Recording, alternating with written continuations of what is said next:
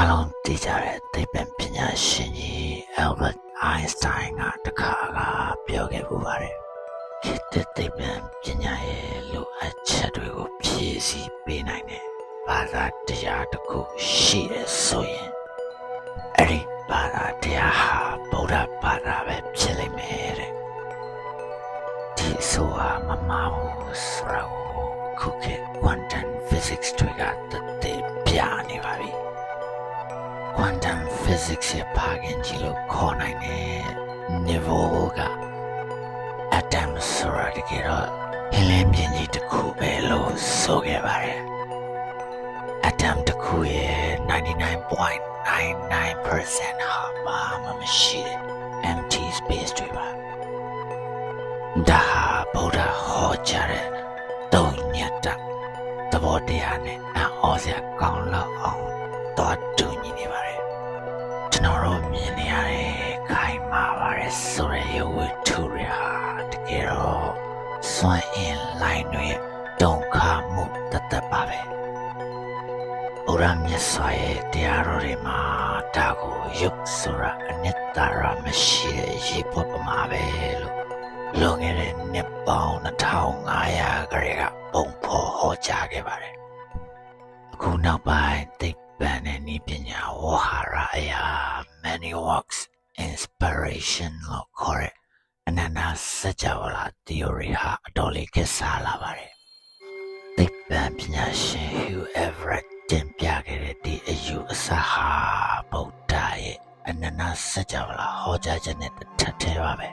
idama tetana aya lokara takhu ma sajawala bang kare tatay shi de lo so bareကျွန်တော်တို့ရဲ့ဒီစကြဝဠာဟာအဆုံးမရှိတဲ့ပင်လယ်ကြီးတွေကရေစက်တစ်ဆက်စာပဲရှိပါတယ်။ဒါလောက်ကျေပြောတဲ့ဟင်းလင်းမြင့်ကြီးတွေမှာ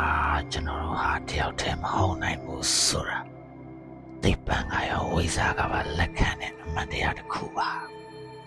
။နောက်တစ်သင်ကိုရှုပ်ထွေးသွားစေနိုင်တဲ့အချက်တစ်ချက်လည်းရှိပါသေးတယ်။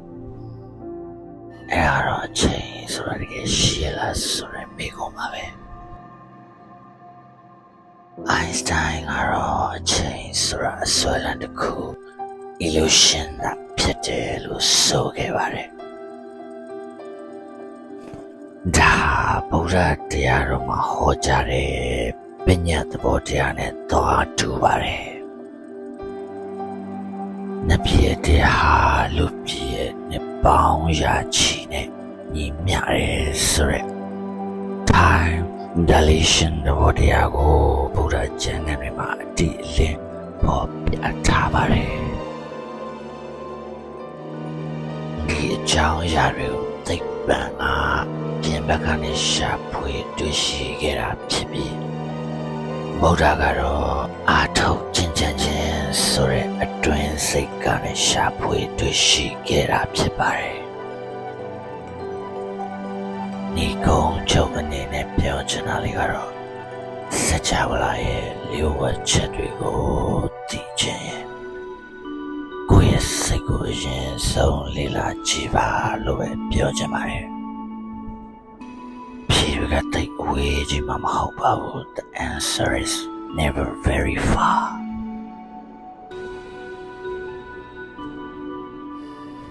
ချစ်ပိတတဲ့ခုနာဆင်ကြကြရတာကတော့စကြောက်လိုက်လျှို့ဝှက်ကုတ်များနဲ့ဗုဒ္ဓဆိုတဲ့ကြောင်းရလေးပဲဖြစ်ပါတယ်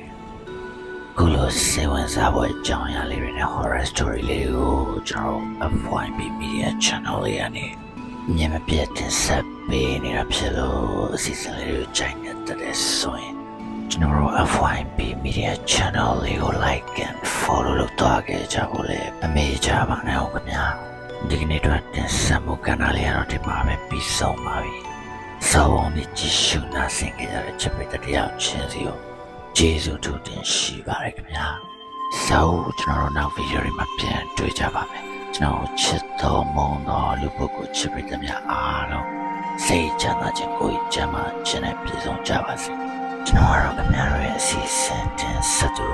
LS မှာဖြစ်ပါတယ်ခင်ဗျာ